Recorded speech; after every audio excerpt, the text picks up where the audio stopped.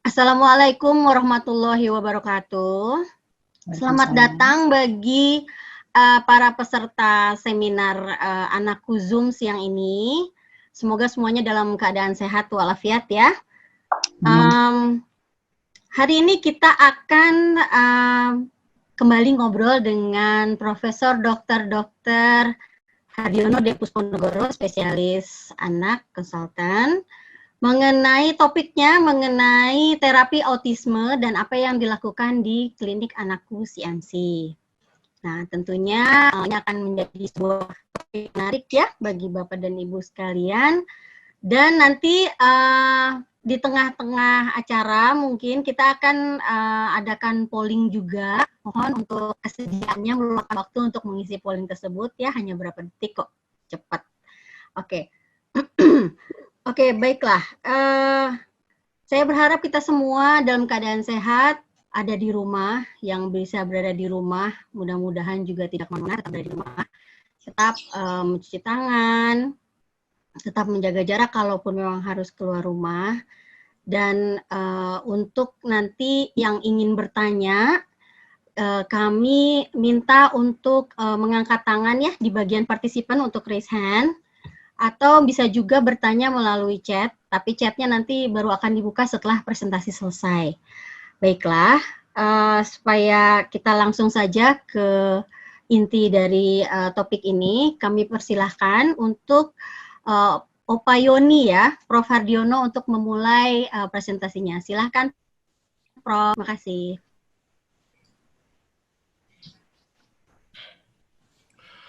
Silakan, Prof. Ya, terima kasih Bu Desi. Selamat siang ibu-ibu semua. Senang sekali bisa ketemu lagi dengan ibu-ibu semua hari ini. Saya janji akan meneruskan acara ini kalau bermanfaat. Kalau tidak bermanfaat ya berhenti saja. Nanti tolong isi ada polling ya. Hari ini kita akan bicara tentang suatu modalitas yang paling penting dalam penata laksanaan autisme, yaitu terapi. Pada anak-anak dengan autisme atau ASD ini, yang penting sebetulnya tindakan non dokter lah, non obat ya.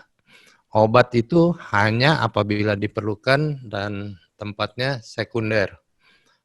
Kita mulai aja ya. Nah ini, jadi saya akan sharing apa yang saya lakukan di klinik anakku Check My Child. Moga-moga ini untuk ibu-ibu yang terapi di mana-mana di daerah bisa dijadikan model untuk menentukan apakah terapi yang diterima anaknya bagus apa tidak. Ya, klinik saya ini udah berapa tahun nih?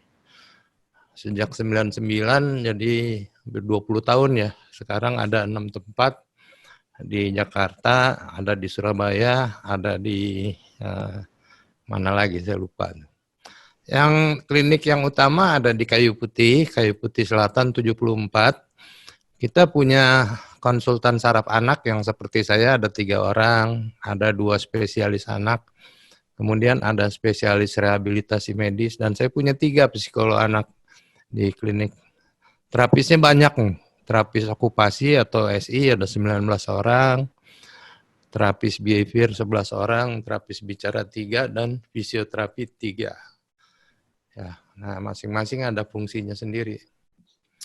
Kita lihat bahwa dalam bidang autisme ini di seluruh dunia penata laksanaan yang baik adalah namanya sekarang transdisiplin. Bukan multidisiplin lagi, tapi transdisiplin. Apa penata laksanaan transdisiplin ini? Ya, senternya adalah anak. Jadi pusatnya adalah anak. Kemudian ada dokter, psikolog, terapis. Mestinya ada pekerja sosial yang saya belum punya dan orang tua bekerja sama untuk kebaikan anak. Dipimpin oleh orang yang mengertilah di bidang autisme ini. Tapi ini yang ideal. Saya tidak pernah bisa melakukan hal ini. Kenapa? Sulit sekali mengumpulkan semua profesi ini di satu tempat. Tempatnya mesti besar, kemudian waktunya juga mesti sama, ya. Kemudian juga yang saya pusing, misalnya harus bayar untuk pemeriksaan, berapa anak ini harus bayar gitu, dievaluasi setengah jam, 1 jam oleh semua tenaga profesional.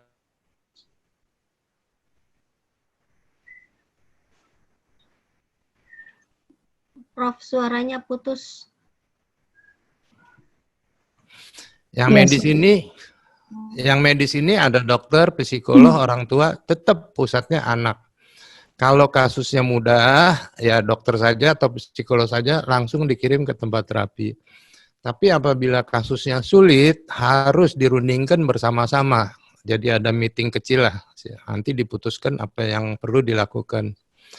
Sedangkan di tempat terapi itu begitu juga. Pasien dievaluasi oleh satu orang terapis yang senior. Apabila ada kesulitan, baru ada joint meeting antara semua terapis yang bertanggung jawab dengan orang tua untuk melihat apa yang diperlukan oleh anak. Paham ya sampai sini ya?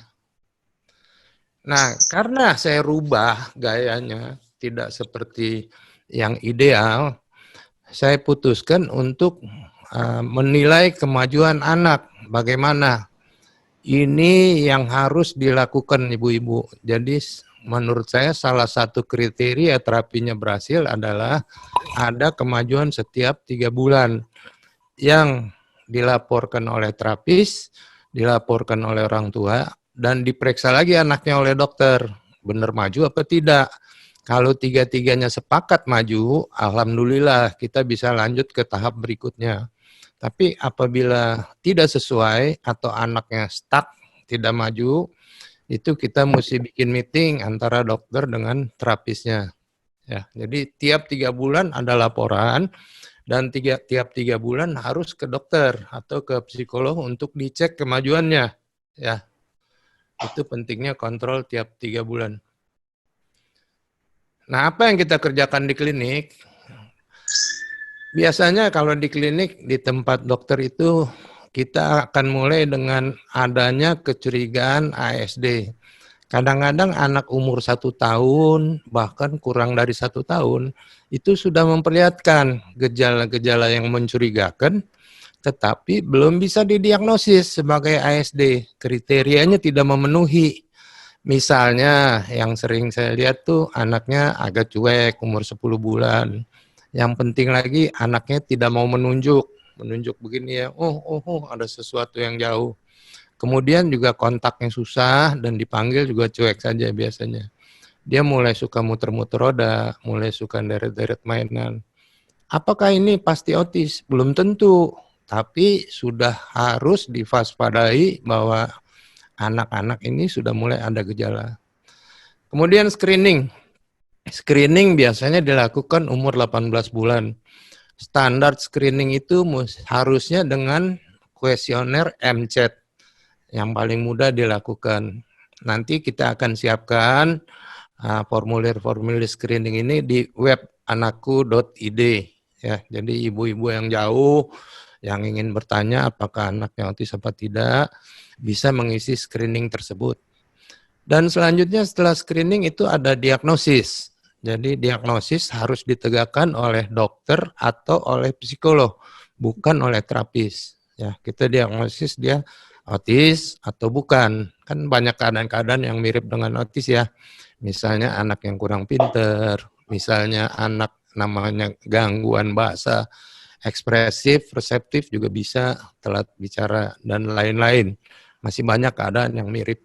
Nah, habis diagnosis, dia dilakukan assessment di tempat terapi, dikirim ke tempat terapi, dilakukan assessment mengenai bukan diagnosis, tapi gangguan fungsi apa yang terjadi pada anak, dan apa yang faktor-faktor kelebihan anak, dan apa yang akan dilakukan, terapi jenis apa, tergantung umurnya, tingkat perkembangannya, kemampuannya, sudah bicara sedikit atau belum, beda-beda semua terapinya ya.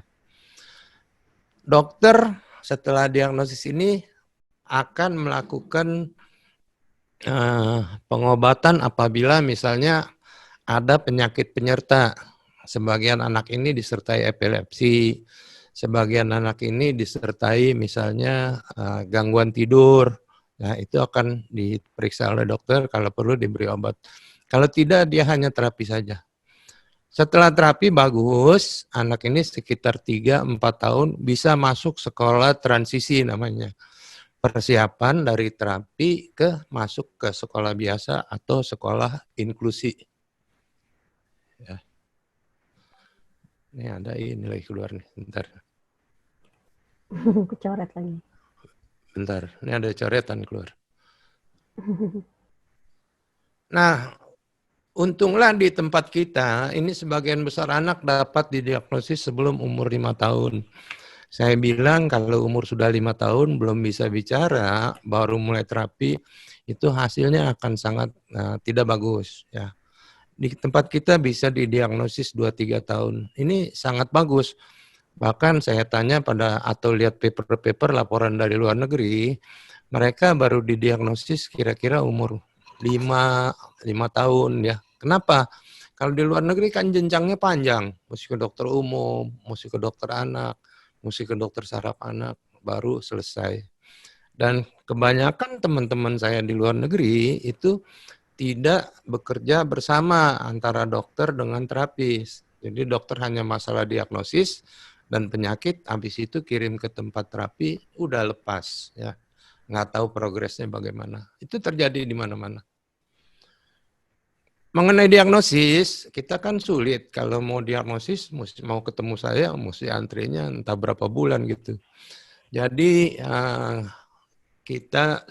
grup kita sudah mencoba melakukan diagnosis online. Sebentar lagi ini akan di-launching. Jadi penelitiannya sudah selesai, ya, baik diagnosis maupun screening, dan akan dipublikasi. Curigaan dan diagnosis dapat ditegakkan online. Hanya mengirim video anaknya. Kita beri instruksi, bikin video tentang dia lagi sedang apa gitu, nanti kita bisa membuat diagnosis. Kemudian kalau diagnosis itu tetap harus berdasar kriteria DSM-5 namanya ya. Ini obat. Saya agak sedih kalau melihat anak baru umur 2 tahun, 3 tahun, karena perilakunya hiperaktif diberi obat. Ya, janganlah. Obat itu baik aripiprazol, Abilify, atau risperidon, risperdal itu, saya paling-paling berani kasih kalau umurnya sudah ya 5 tahun ke atas lah. Perilakunya sangat mengganggu, mukulin orang lain atau menyakiti diri sendiri ya. Jangan pakai obat-obat itu pada anak yang masih kecil. Kemudian gangguan medis lain kadang-kadang perlu obat, misalnya gangguan tidur. Kalau epilepsi, kejang-kejang ya pasti dia perlu obat ya. Ibu-ibu sering tanya, dok boleh kasih B12, kasih minyak ikan, ya boleh-boleh saja, tapi saya dan di klinik saya tidak menggunakan terapi alternatif atau komplementer. Ya, jadi terapi yang biasa-biasa aja, yang bukti ilmiahnya cukup. Apa terapi yang dilakukan? Lihat, ada macam-macam nih, bingung. Ini yang early start Denver model akan kita kerjakan nanti proyek berikut untuk anak-anak yang ada gejala mencurigakan, tapi belum bisa di label autis. Kita lakukan terapi teknik early start Denver model, ya sedang dikembangkan. Berikutnya biasanya kalau masih kecil kita lakukan sensory integration bersama dengan floor time, ya. Jadi ini keduanya adalah terapi berdasarkan teori perkembangan. Ya. Di floor time itu diajarkan ke orang tua supaya orang tua bisa melakukan hal ini sendiri ya. Nanti kita bahas satu-satu. Habis itu kalau sudah bagus ya, terapi sensory integration tidak mengajarkan kepintaran ya. Dia yang saya harapkan memperbaiki gangguan sensoris dan meningkatkan interaksi antara anak dengan orang lain. Itu yang saya harapkan. Kalau anaknya sudah bisa berinteraksi sedikit, sudah agak tenang, dia harus masuk terapi behavior namanya. behavior atau ABA ini juga banyak modelnya. Ada LOVAS, ada VB-MAP, ada PRT, dan banyak sekali model-modelnya ya. Jadi framework-nya adalah ABA, semua terapi berdasarkan teknik atau berdasarkan teori behavior, tapi programnya macam-macam, tergantung center atau pusat yang melakukan. Nah, ada tambahan ya. Ada okupasi yang duduk, istilah saya ya. Jadi terapi okupasi untuk memperbaiki keterampilan anak, untuk memperbaiki kemampuan bantu dirinya ke WC dan lain-lain, untuk persiapan belajar sekolah. Ini adalah terapi tambahan, okupasi juga, tapi yang dilakukan sambil duduk.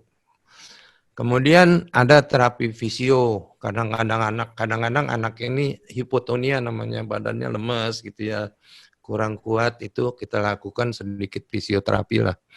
Kadang-kadang juga terapi bicara ini juga saya lakukan kalau anak sudah bicara tetapi bicaranya buruk, artikulasinya buruk, kita tidak mengerti ini anak bicara apa sih ya. Itu dilakukan terapi bicara. Terapi bicara tidak dilakukan dari awal. Ya, tidak pada anak 2-3 tahun. Kenapa? Anggapan saya adalah bahwa anak-anak ini bukannya tidak bisa bicara, tapi anak-anak ini tidak mau bicara. Ya, jadi yang penting maunya ditingkatkan. Apabila semua udah oke, dia masuk sekolah transisi. Ya. Nah, lihat di bawah itu ada training orang tua. Ini juga belum ideal di tempat kita. Mestinya ada training yang agak formal lah. Kalau dia sedang sensory integration, orang tuanya belajar juga teknik floor time. Kalau sedang behavior, orang tuanya belajar teknik behavior supaya bisa melakukan di rumah. Ya. Ini kita lihat. Terapi Dear Floor Time. Salah satu pendekatan untuk anak-anak berkebutuhan khusus adalah Dear Floor Time atau kita kenal dengan Floor Time. Pendekatan ini menitik beratkan pada terjalinnya kedekatan antara caregiver dan anak untuk mengembangkan kapasitas empati dengan memperhatikan profil anak. Hal yang perlu diperhatikan antara lain kemampuan sensorik, motorik, kemampuan berbahasa, serta kemampuan berpikir dan memecahkan masalah secara sosial. Floor time pada prinsipnya adalah orang tua atau profesional masuk melalui permainan yang menjadi minat anak. Anaklah yang memimpin permainan tersebut. Setelah kita diterima bermain bersama anak, barulah kita yang menarik anak tersebut untuk bersama-sama mengembangkan ide yang ia miliki dengan memperhatikan perkembangan pada kapasitas emosinya. Hati-hati, jika anak tidak tertarik dengan permainan tersebut, maka diri kita yang menjadi mainannya. Kita bisa menggunakan intonasi suara serta mimik wajah yang menyenangkan saat menjalin kedekatan dengan anak tersebut. Pada saat bermain, selain kita harus melihat minat anak, kita juga harus menunggu respon dari anak sesuai dengan prinsip wait, watch, and wonder. Kita belajar melihat kapan anak siap bermain, kapan kita harus memanggil kembali ke permainan yang sedang ia mainkan, dan kapan kita harus menyudahi permainan tersebut. Sehingga bermain menjadi sangat menyenangkan dan anak tidak menjadi terpaksa bermain dengan kita.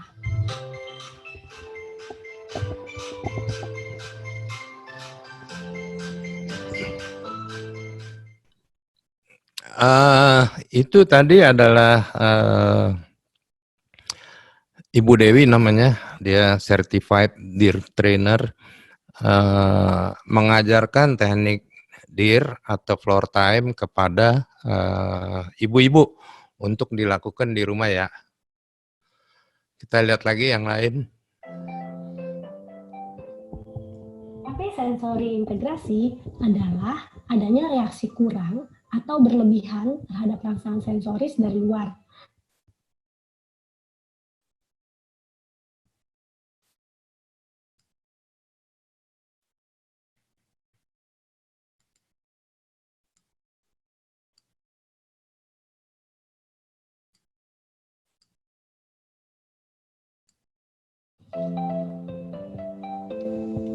Terapi sensori integrasi adalah adanya reaksi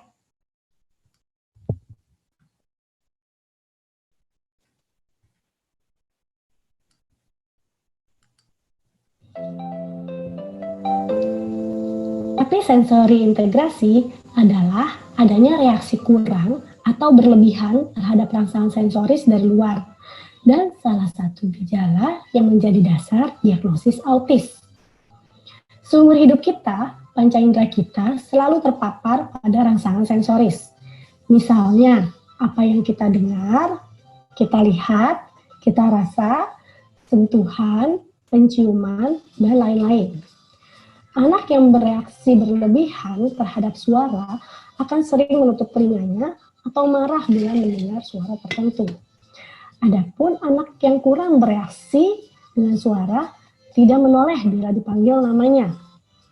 Yang kurang bereaksi terhadap penglihatan cenderung tidak mau menatap. Sebaliknya, bila bereaksi berlebihan, ia akan terpaku menatap cahaya tertentu atau sesuatu yang berputar. Untuk mengatasi respon yang kurang atau respon yang berlebihan terhadap rangsangan sensoris, dilakukan terapi sensori integrasi.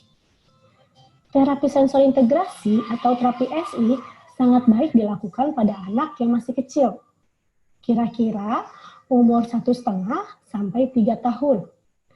Artinya, baik sekali dilakukan di saat awal terapi setelah diagnosis.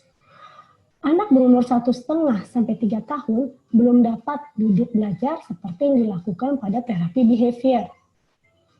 Bagaimana terapi SI dilakukan? Pertama-tama, anak datang ke tempat terapi yang lengkap perlengkapannya. Biasanya dimulai dengan assessment. Assessment berguna untuk mengetahui fungsi sensoris yang terganggu. Setelah assessment, dilakukan terapi. Bisa seminggu 2-3 kali. Bisa setiap hari, bisa saja. Tapi ingat, kemungkinan anak akan menjadi terlalu letih atau bosan. Saat terapi, adalah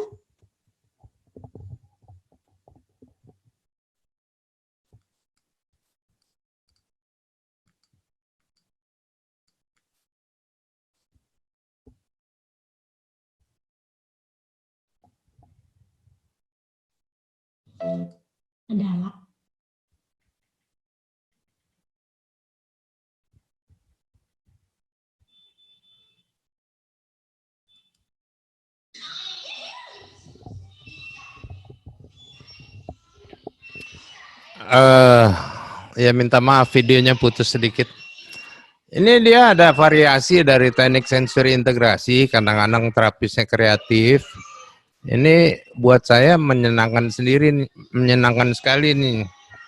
Jadi anak belajar mengambil sesuatu, bola ya, kemudian anak sharing ke temannya di belakangnya, kemudian yang di belakang itu mesti melemparkan masuk ke dalam keranjang. Jadi anak ini udah belajar berbagai macam kemampuan berinteraksi dengan orang lain.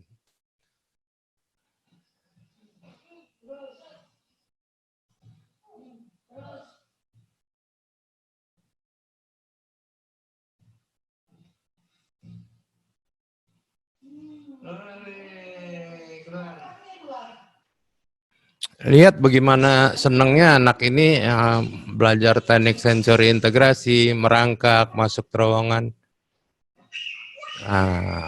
Dan dia senang betul berinteraksi dengan orang lainnya. Bentar, saya hapus dulu nih yang eraser. Nah, ini juga masih masuk teknik sensori integrasi.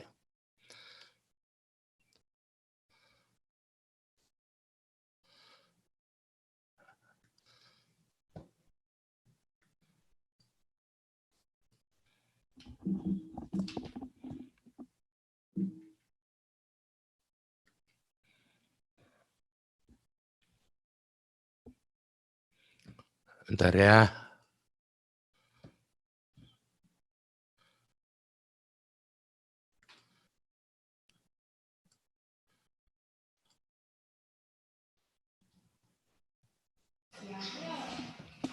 Ini dulu ada heboh, ada satu psikolog masuk TV, dia bilang kalau anak-anak itu tidak merangkak, ya itu pasti nantinya ada gangguan perkembangan. Saya lihat sih benar juga, sebagian di antara anak-anak yang tidak merangkak bisa terjadi gangguan perkembangan di kemudian hari. Tapi tidak semuanya. Nah, yang parah, anak-anak sudah besar, ditanya, ada anak besar dengan ASD misalnya, ditanya dulunya merangkak apa tidak. Ibunya bilang tidak merangkak. Ya. Sehingga anak-anak yang sudah 4 tahun, 5 tahun, disuruh belajar merangkak lagi. Nggak akan bisa lah. Anak-anak ini 4-5 tahun umurnya berjalan, berlari-lari. Bukan umurnya merangkak. Dia nggak akan senang. Dan juga kalau pembantunya atau susternya disuruh ikut merangkak, akan capek sekali dan pada minta berhenti semuanya. Ya. Jadi anak sudah usia 4-5 tahun, udah usia jalan, jangan dilatih merangkak lagi. Latih saja yang lain, kan teknik lain banyak ya. Nah, sensory integration ini sebetulnya bukti ilmiah di dunia tidak terlalu banyak. Jadi sebagian bilang bagus, sebagian nggak ada komen, bahkan 15 tahun yang lalu dianggap tidak ada gunanya terapi ini. Karena ini kita melakukan 2 penelitian sendiri di grup kita. Yang pertama, kita lihat bahwa sensory integrasi ini bisa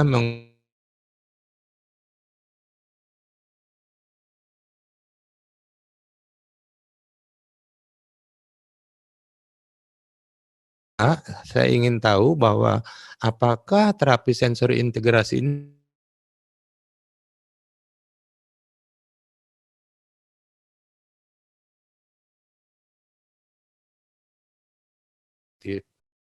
ini penelitiannya sedang dipublish.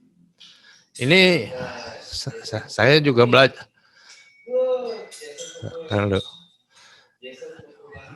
Ini adalah teknik behavior ya. Saya kasih lihat sedikit aja.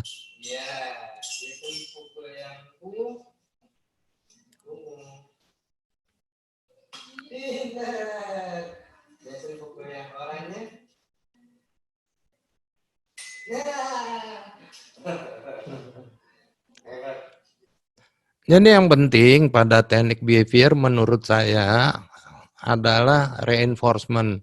Kalau anak disuruh dia bisa, kalau anak berperilaku baik, kasih hore yang kencang, istilah saya kasih hore, artinya kasih pujian, kasih gini-gini kepalanya, boleh dikasih mainan, boleh dikasih makanan yang dia suka, ya. Pokoknya semua yang baik itu dapat pujian. Kalau dia nggak bisa, tadi kan dia salah. Saya nggak ngomong apa-apa, saya nggak marah-marahin. Tapi saya pegang tangannya, saya bantu betulkan sedikit. Boleh. Tapi di teknik behavior yang baru, ya, verbal behavior dan lain-lain, tidak ada punishment. Punishment itu adalah memberikan sesuatu yang tidak menyenangkan untuk anak. Termasuk bilang, jangan.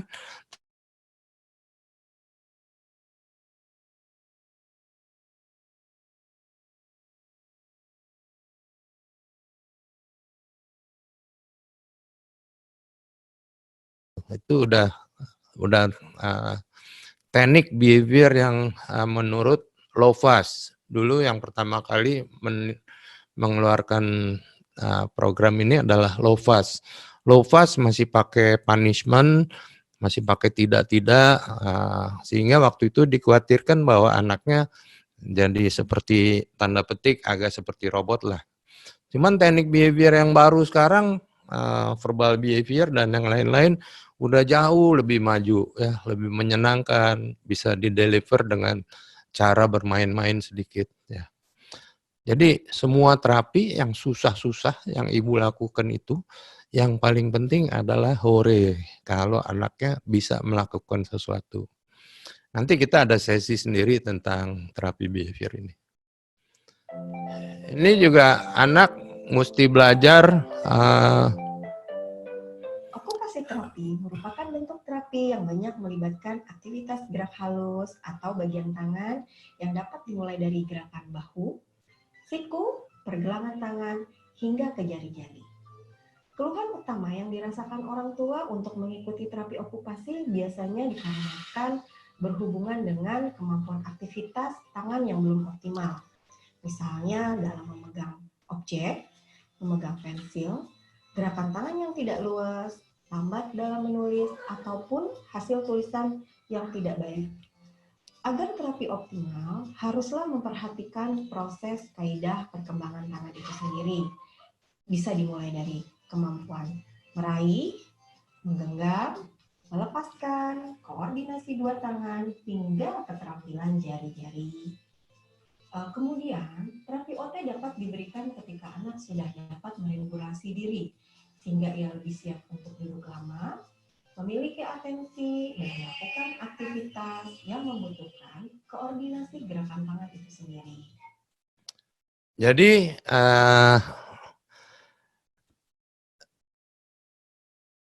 ibu-ibu sekalian, okupasi ini bukan prinsip okupasi duduk, bukan terapi yang utama.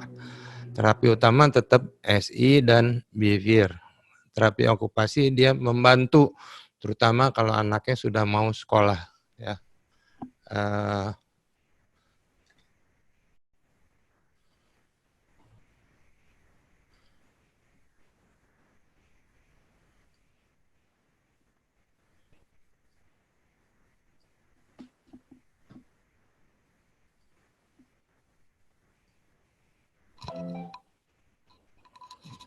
Nah, ini target berikut dari klinik anakku. Saya sudah beritahu tadi bahwa kita akan mencari anak-anak umur 1 tahun, mulai ada gejala, belum bisa dilabel, dan kita lakukan terapi pada anak-anak tersebut ya.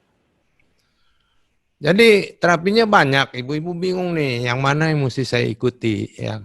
Kalau prinsip saya sih bukan datang dikasih sekaligus akan bagus, karena prinsip dasarnya beda gitu, falsafahnya beda. Kalau SI atau floor time itu anaknya diharapkan mempunyai inisiatif, terapisnya mengikuti ya.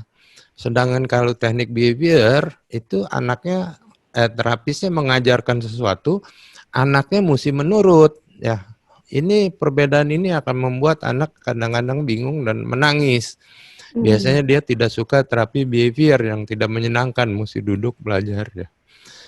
Ini sebabnya saya lakukan teknik ini satu persatu, sequential.